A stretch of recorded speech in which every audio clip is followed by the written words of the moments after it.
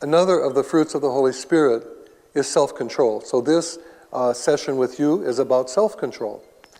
Self-control, I know your mind goes first to sin, so you don't do something wrong. Control, so you don't do something wrong. What are the sources of evil in the world? What causes it? Well, the scripture says the devil, the world, and our own human weakness. So let's look at those. Sometimes people think, well, really there's not a real devil. He's personified evil, he's a cultural memory, whatever. Believe me, there is a devil. Believe me, there are evil angels. The scriptures teach it. Jesus always talked about it. He confronted them. He didn't just confront an idea, he confronted a being. And their interest is to cause us to rebel. If you want to draw a line underneath everything evil does in this world, its purpose is to cause us to rebel against God, which is precisely what he did. And so that's the agenda, and it's not a secret. He will lie, he will set things up any way he can. So your children, you need to protect them with your love, especially with your love, and with your prayers, and with your blessing. Every time your child leaves the house, you should say, I see you later, God bless you. Or you can give them a little cross on the forehead as a parent. And then say to the Lord, watch over them. The world brings disasters. It can. Life can bring that. There can be tornadoes that nobody planned. There's no evil there. It just happens. It's nature. But terrible things, loss of children, loss of family, loss of work, loss of homes, all these things are part of what we call the world. The devil, the world. So I think when the world touches us most is when it brings its ideas, those that are contrary to faith and reason, brings them into our living room. I love 2 or 3 TV programs that I like to watch. There aren't very many, because the more you watch television, the more you realize how much the world is in your living room. But there are 2 or 3 that I really like, and those I watch when I have time. But the world, that's the scripture's idea of everything opposite the teaching of the Lord. And so that comes, and there's not much we can do about it. We just have to teach our children how to navigate it. And then there's the flesh, their own human weakness. They're going to discover their weaknesses little by little, usually not all at once. You're going to see this on their faces, or they'll bring it up in conversation. Dad, I really like baseball, but I can't hit anything, and I hit like a girl. And you know, you got to be right there to help. Well, would you like me to help you? Would you like to learn to hit a little better? How to keep your eye on what to do? Keep your eye on the ball and know where to swing? Yes. Or no, I'm done with that. I'm getting criticized if I try. But their weaknesses, the simple ones like that, are not so hard for us to navigate. We can reason with them. Well, you don't have an athlete's build. You can build up your muscles and strength so you can hit harder, and we can show you how to do that. Well, no, it's not worth it. Once they talk about it, sometimes it's just gone. They've resolved it. I'm not going to go there. I'll think of something else. But other things are not so easy to resolve, especially at the end of 6th grade, toward after Christmas, when I was teaching 6th graders, was always a hard time because puberty began in many of the boys, and the behavior changed. And when they first came in the classroom in the early part of the 6th grade year, it was good morning, Mr. Lorig, and they were happy, and they liked me, and I was fine, and I wasn't the big bad person in the room. And then after Christmas and leading into spring, so many of them were pubating, and then they would just mumble something as they came in. I would say, good morning, and then something down in their chest. And it wasn't nice anymore. They were dealing with things, hormonal changes. And so when you see that happening, you need to be so ready to listen, just really to listen. They may not want to talk, but if they do, you need to help them. And you can't just say, well, the church teaches this and this and this and this, and if you do these, you'll have no problem. Yes, they will. They still have to struggle. And the world and the devil will help with that struggle, making it worse. The world will throw stuff on television that will constantly stimulate in all the wrong ways. And the devil will use every opportunity. So this is a hard time for kids.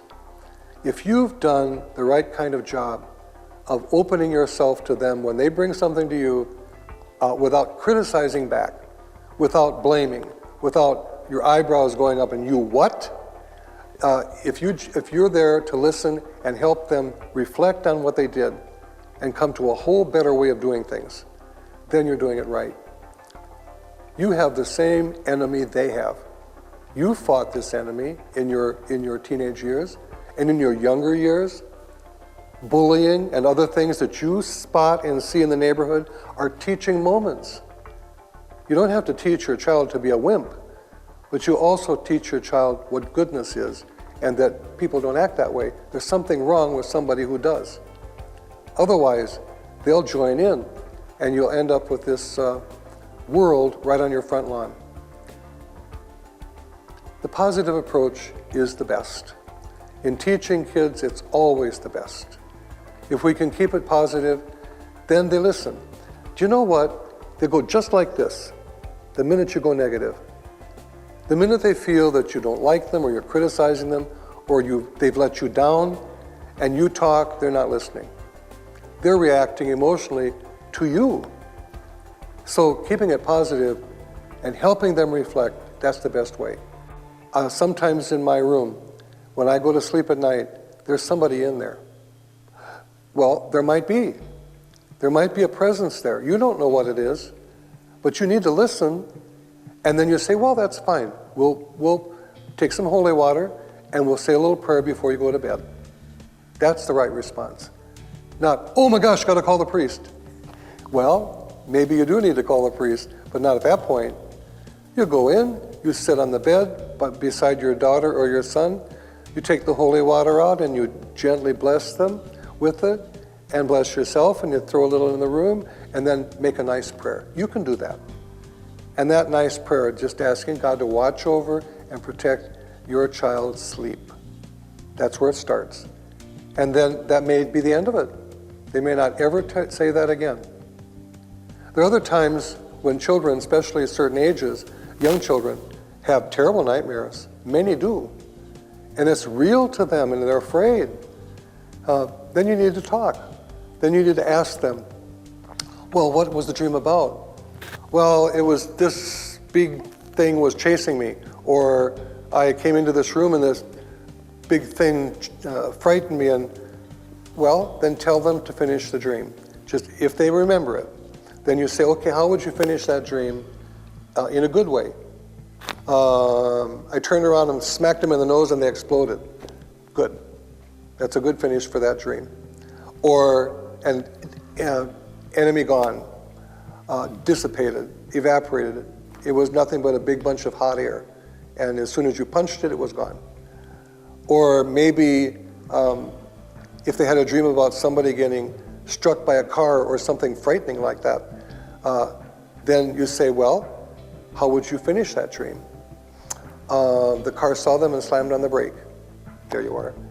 Psychologically, if they finish the dream like that in their consciousness, it tends to put an ending on it that's better than the one in their dream, or the one that wasn't there but they anticipate might have happened.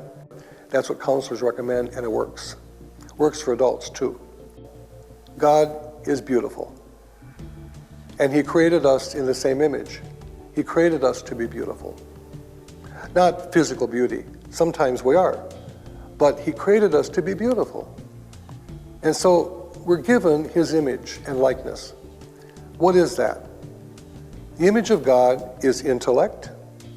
We're the animals that can think and reason rationally and reflect. And most animals can't do that. Well, some appear to do it, but they don't. It's animal behavior. And one generation after another learns it and does it just by seeing it once, or even by not seeing it all. They can swim. They can do other things. But we're the ones who can reflect. That was not good. That was evil. If a dog chases a rabbit and wants to catch it and it doesn't sit down on the curb and sob because it failed. But human beings are capable of sitting on the curb and sobbing because something didn't go their way. We are the ones who reflect. So reflection's a great gift. You're asking your child to reflect when they finish some action or some project or something and it didn't turn out very well, or they got in trouble. Then isn't the time for punishment. Then is the time to say, well, let's talk about it. And get them to reflect. What you want to hear is, well, if I had done this, this wouldn't have happened. That's educating them. You might still have to ground them. There has to be some accountability. But at the same time, keeping the conversation going at a right level, that's really important. And part of the image of God is their will. I want, I don't want. And the will has to be trained to lean toward what is good and away from what is evil, away from what hurts, toward what blesses. And often that can be a terrible struggle. So beauty is also part of the image of God, able to create beauty. I think about how kids use their creativity. Little ones, when our grandchildren come over, especially when they're very small, we get big chalk, different colors of chalk, those big ones about that big around, about that long, and they draw all over the patio floor. We can hose that down later. And all this creativity they put out there. Animals don't do that. And then they come back and reflect. Which one is better? Oh, that one is better. I did that better than I did that one. Or mine is better than hers, or whatever. But it's reflection. And then the next time they do this, they might try another idea. This creativity is in our nature because we are God-like. In that respect, we have His image. And so, training the will of a child is very important. Otherwise, they don't know what's wrong if they don't have a formed conscience. How does the devil tempt? I think understanding the anatomy of that is very important. The anatomy of a temptation. A temptation is some suggestion that the enemy might make in order to get you to rebel against goodness, to rebel against God and what He has said is good. How does it work? Well, if your mind can receive all kinds of things. Through the ears, can hear birds singing, or it can hear gossip. And so the discernment here in the child needs to grow. If I listen to the song of birds, that's good. It's beautiful. If I listen to the gossip of my friend, that can be very bad because it's positioning me against somebody, very probably, or to take an opinion against somebody. It violates goodness, and I want to have a good heart. So then that discernment, that reflection comes, well, I don't think I want to listen to that. Sometimes your kids will come and say, we don't play with so-and-so. Why don't you play with so-and-so? Because they're always gossiping. Well, they don't use the word gossip. They talk about, use other words that whatever their language is in their age at that time, always different, but it still means the same thing. They don't stop talking about other people, and in a bad way, and they don't want to hear it. So then you have to advise them. Well, if you want to have that friend, change the conversation. The minute they start it, just change the subject, and pretty soon, maybe they'll get it, and you'll be able to control that. But it doesn't always work. But they learn. They learn. If it doesn't work, they usually break off with that friend because they don't want to be around that much negativity. So a temptation comes like that. Then if they give into it, and they like the idea of criticizing this other person, or ragging on this other person, or we're going to beat him up. We need to go beat him up, this other guy says. And so your son thinks, well, that's not goodness. I'm better than that. But because this is my friend and I don't want to look bad, yeah, we should do that. That's agreeing with a temptation. yes, we should do that, that's where the sin starts. Temptation is not sin. Everybody has it. But to agree with it and then to take action, that is to give into a temptation. That is sin. We have to struggle then in our thinking. We have to do it. And children don't come into the world naturally able to do that. They listen to you. They'll listen to the minister of the church if he's reasonable. If he talks about things that are impossible to do, they'll stop listening. They'll smile, they'll go, but they're not buying it. It has to be doable for children, something I can do. And then no matter what, always, always, always love. If we don't love, then we condemn. It's just really one or the other. Or we're so neutral that they don't get any affirmation out of it. What is the remedy for falls? Well, the confessional. But long before the confessional, that sin should have been confessed to God. When they're little, sometimes they'll confess to you. When children are preparing for their first reconciliation, they'll confess to anybody they trust. And often they do. When my children were small, they all came to Dad for confession. And they knew they could tell me in there and I couldn't tell their mom. And they would. But it didn't take very long. As soon as they got a teen after their name, 13 and on up, they were all done confessing to Dad.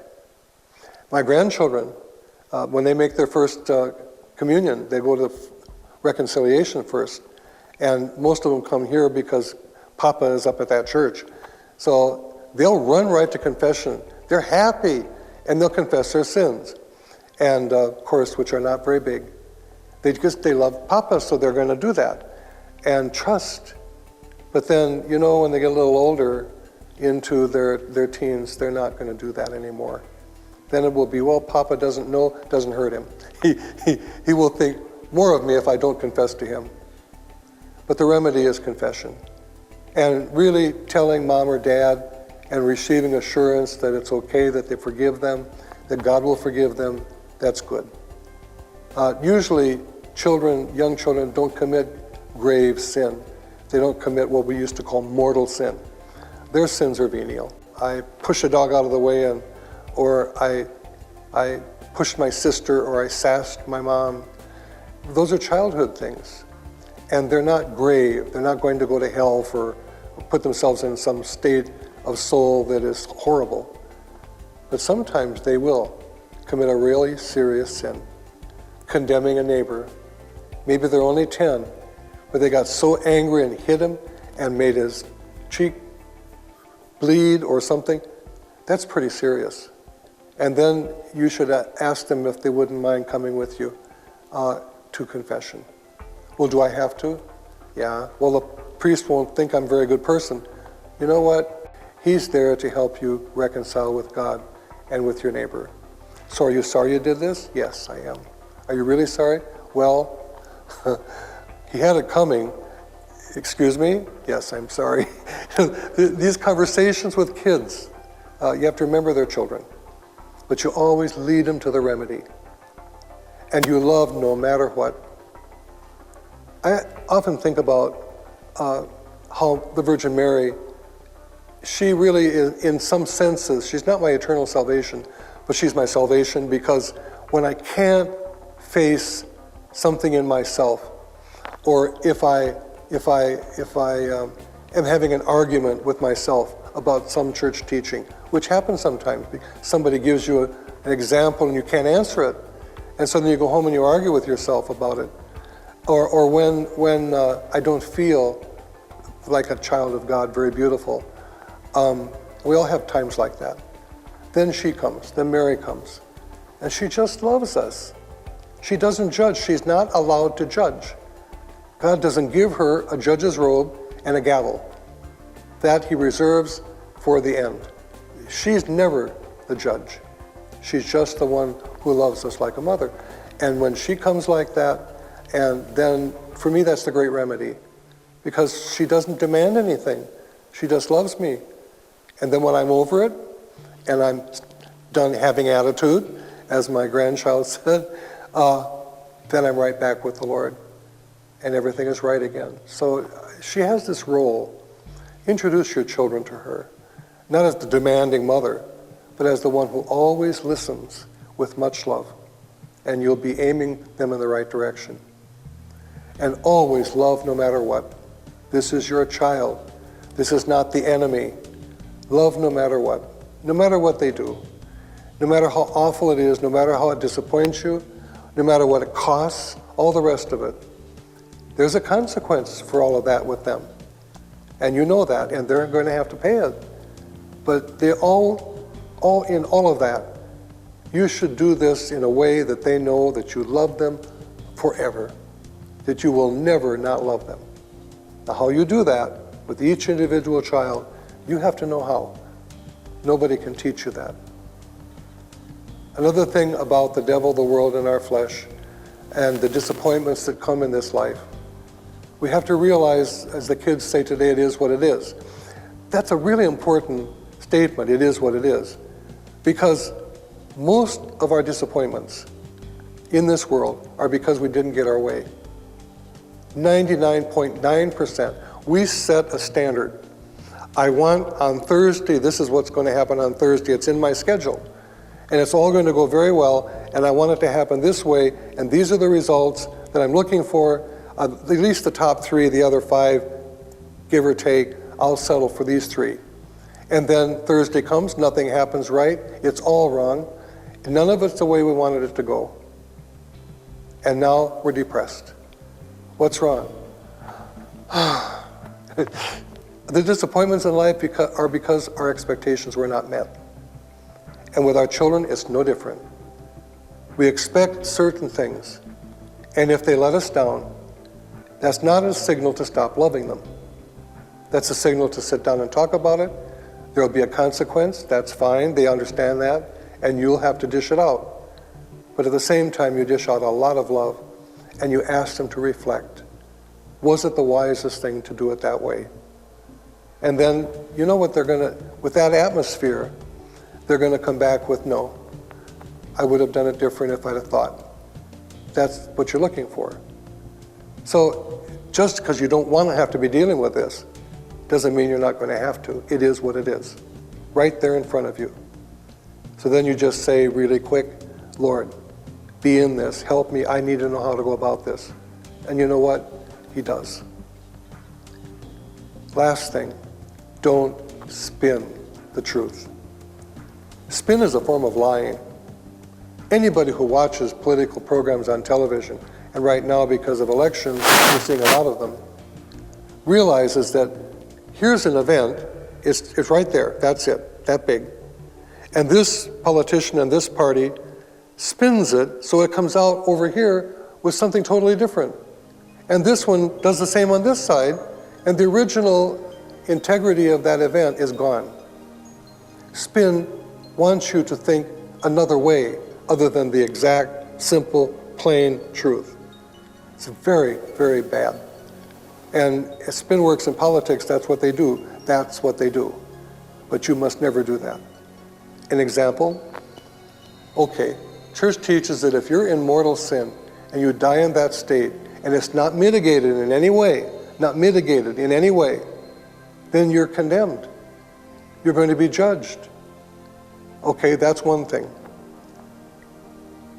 The church says, well, you have to go to church every Sunday, and if you don't, you need to go to confession.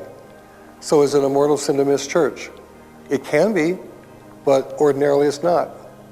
Because if your habit is always to go, and you miss for something or other, God doesn't condemn you to hell because you missed one Sunday. It's mitigated by habit. You're always there. But to tell your child, we have to go to church today. Why? Because this may be a special day and you should all be able to go somewhere and celebrate? Well, because if you don't, it's a mortal sin and you will go to hell. Don't ever say that to your child. It isn't true. It's spin. What is mitigation? Mitigation means if you formed the habit of lying when you were young, so that you've lied all your life to get out of things, and it's a habit, and you beg God to forgive you and help you not to do that, and you labor at it, and you tell a lie, and it hurts somebody, it's grave, but it's not going to damn you. That, to say, you tell a lie, you're going to go to hell. Don't you lie to me. You tell a lie, God will make you go to hell. That's spin. Don't use it. Teach the truth. Teach the truth. Habit mitigates. Every priest knows that. He learns it in seminary. The priest sits like a judge in the tribunal of the confessional, and he listens, and he has in the back of his mind, is this really awful and grave, or is this something that is influenced by the formation of a habit that mitigates it? That means you still talk about the seriousness of it, and you still have to absolve, and you still give penance, but you don't declare that they have committed a sin that's going to damn them to hell if they hadn't come in. There are grave sins that will do that, but all the conditions have to be right. Teach the truth. Don't spin with your kids, because later they'll catch on, and it's a form of lying, and that's how they're going to see it. Finally, love never fails. Love never fails. Even if the situation turns out all wrong, when you love, you never fail. It's scriptural. It's proven in one family after another. No matter how bad things get, if you love, things will come out in the end, the way they should be. It's true. God bless you.